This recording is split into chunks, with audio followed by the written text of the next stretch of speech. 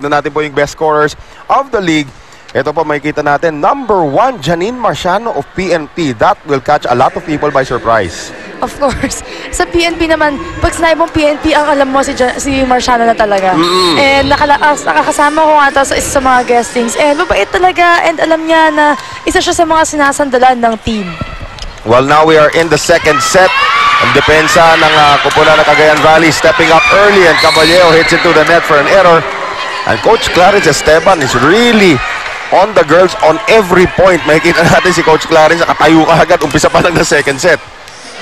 Oo naman, Noel. If you're a team like Air Force coming into this game, isang set na panalo mo, alam mong kaya mong talunin yung undefeated Cagayan Valley Rising Suns. So sabi nga nila, all streaks come to an end. Titignan natin, the streak of Air Force actually ended the other day nung natalo sila ng Smart Maynilad. And if it's Fun Family Pizza, it's gotta be Shakey's. Of course, 5-game winning streak naman ang nabasag doon ng Smart Maynilad. Ito namang Cagayan Valley, of course, 7-game winning streak. Today ba mababasag yan? Titignan natin, they're already down by 1 set. Caballero airborne and Jonella cannot get there. Flying over our San Juan Arena court. The talent nito si Caballero. I started covering her when she was a freshman. Of UST pa lang. lang. Of UST. Silang dalawa ni Maruban Atikla. Ang kabatch itong si Caballero, si Melissa Gohi. Right. 108. Ayan, batch nila yan. And there's going to be a rotation violation against Cagayan Valley. Yan ang sinasabi natin, the unfamiliarity. Biglaan, ha? So we're tied at 2. Tumakbo kagad o humakbang kagad itong si Soraya, kaya lumampas siya kay Juaneth Lilalio. And that serve will go long from Rhea Di Maculangan. Balik ang kalamangan dito sa Rising Suns. Juaneth Lilalio, yeah. Kahit medyo maulan sa labas, no? Daming dumayo ngayon para mapanood. Mas lalo nung isang araw, yun ang kasagsagan talaga ng ulan. Daming tao talagang nanood sa unang araw ng ating quarterfinal round. Caballero, and then that block by Soriano goes out. So Caballero will score again. Tabla tayo, 3-all. Close fight. As you said earlier, talagang exciting to. Sulit na sulit ang lahat ng tao na dumayo pa dito sa San Juan. At may mga taong papasok pa lang nung in-between sets. Nakita ko may mga parating pa lang. As Maizo will miss. 10 errors para sa Cagayan Valley nung ating first set. That is not normal para sa kanila. Coming from an international level, Noel. Siguro ang in-expect ngayon lahat ng viewers natin or lahat ng manood or fans nitong Cagayan Valley na tumaas ang level nila pagdating sa volleyball. Hindi naman siguro errors ang gusto natin makita ngayon. Well, you know, it can work both ways. Baka naman sa sobrang gigil nila to prove that they are, you know, a force to be reckoned with dito on Philippine soil na talagang nagigigil sila. Maizo out of position that time, iuhulog. Micah Ortiz, Rhea Di Maculangan now going to Caballero. Tatlong taga-UST kaagad yung kumuha ng bola. Dimac again, going to Judy again. And that is saved there by Jonella. Soraya ngayon, going to Kanika Tipachot and Tipachot mintis. Another error coming from Tipachot sa spiking department. Kanina lumabas. At one point, Kanika Tipachot was actually the leading scorer sa ating open conference. And of course, Rexona anti-perspirant deodorant, it won't let you down. 5-3 Air Force. And Maizo will not make a mistake dyan. Walang blocker eh. Kayang-kaya ni Aiza Maizo. May blocker or wala, kaya niya yung utakan kahit sino pang nasa harapan niya. Isipin mo, ginagawa niya yun against China, against Australia, and now against the Philippine Air Force. Isa sa mga highest pointer daw siya ng Philippine team. She was. Definitely the highest pointer. Silang dalawa ni Honey Royce Tubino. Maizo again. They go to Caballero. Caballero with the push. Coverage is there. Here is Aiza Maizo cross court. Doon nagminti si Aiza. 6-4. Ngayon na maganda ang depensa, receive, blocking ng Philippine Air Force. Siguro hindi ito yung tamang panahon para mag-errors itong Cagayan Valley. But that's exactly what's happening to the Rising Suns. Sunod-sunod ang kanilang errors sa atake.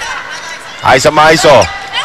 Cases kept alive there by the foot of Maizo. Now Maizo, lahat yun Maizo. Sinipa ni Maizo papunta sa net. Nabuhay yung bola. Siya rin ang pumatay. 6-5. Axel is the official outfitter of the Shakey's V-League. Air Force up by 1. Maizo. Here's the back set now to Wendy Semana. Ang lakas ng tira ni Wendy. good receive from Abanto Noel. She's doing very well sa reception department na ngayon araw na ito. Alam natin si Ana Abanto, Camille Abanto during her days with FEU. One of the lethal attackers din nila yan. Pero kailangan lang ng tulong sa depensa. She's also good at that. Cases airborne. Soraya ngayon going to Tabakero. Dahil lusot niya yon sa kamay ni Semana. We have yet to see Sheila Pineda in the game para dito sa Cagayan Valley. Alam natin she provides extra back row defense. Cases, there's Jonella with a good dig. And a good block there by De Ramos. They go to Angge once again. Again, De Ramos!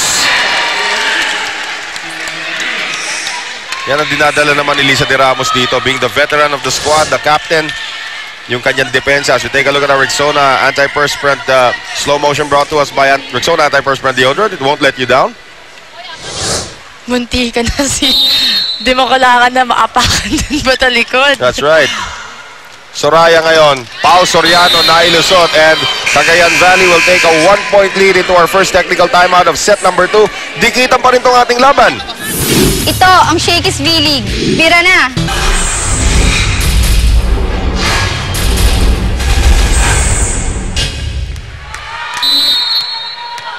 Cagayan Valley na nakakuha ng kalamangan dahil may mga hitting errors na pinapakita rin tong Air Force. Uh-oh. Not a good idea for Rhea Di Maculangan to go up against her former teammate na mas matangkad sa kanya. Magkakakilala na yan, no? Alam mo na yung gagawin ng isang Di Maculangan, isang Tabakero sa loob ng court pag nagkatapatan yan. Sarap naman ng mga combinations nila dati. 2010 ba yon yung nanalo sila ng championship itong UST? 2009. 2009 First with that year ko lineup. yun, di ko makakalimutan yun.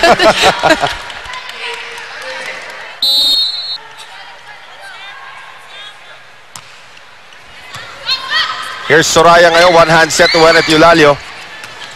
Di Maculangan na, going to Cases once again. Soraya. At bumawi si Rhea. Bumawi si Rhea kay Angge. Hirap na hirap itong Cagayan Valley kay Cases. Siya ang highest percentage ngayon for Philippine Air Force. And as we talked about her kanina, talagang she's delivering all the points for her teammates. Nag-uusap si Rhea at saka si Angge sa net. 1-all na tayo, 1-all na. Tama na, tama na. Soraya now, Angge. That time pinadaan naman ni Angge kay Micah Ortiz. So it looks like Tabakero has an axe to grind against her former college teammates. Kailangan mag-step up, Noel. They're down by 1 set. And they are also up by 2 right now because it's the official ball of the Shakey's V-League. Tabakero. Abanto. Di Maculangan now, running attack. Micah Ortiz again. Alam mo nang parating, pero ano magagawa mo? Hindi mo pa talaga kaya. Hindi niya talaga mahabol-habol. Hindi niya makuha yung timing ng block dito sa pagpalo ni Mike Ortiz na run. Oh, that's gonna be an ace from Joy Cases. So 1-1-1-1. Cases looking at the holes dun sa likuran. Dun niya padadaanin yung bola. This time it's taken by Maizo. Tipachot. Abanto. Second ball. Tinira na ni Micah. There's a net violation somewhere. Sino? Si Micah daw o si Judy? Nirereklamo ni Coach Si Clarence Ortiz Esteban daw. daw. Si Ortiz.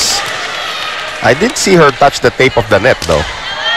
If anything, baka sa ilalim ng galing yun. Mysteries. Kay Judy, oh. Kay Judy dapat galing yun. Soraya into the net. 12 all. Tabla lang tayo, tabla lang. Di pa rin nagpapalit naman ng tao si Coach Ness. He's still sticking with this lineup na naglarubong first set para sa kanya. Rhea Di Maculangan. Tabakero. Soraya. Kanika Tipachon is turned back by Micah Ortiz. Soraya once again. This time going to Aiza Maizo. Rhea. Back set papunta rito kay Semana. Soraya cross ngayon para kay Tipachot. Buhay pa rin. Here's Caballejo. Here's Aiza Maizo ngayon. At dinadaan na sa pahinaang tira dito. Here's Micah Ortiz. Jonella. Soraya back set. Aiza Maizo. Nice block by Caballejo.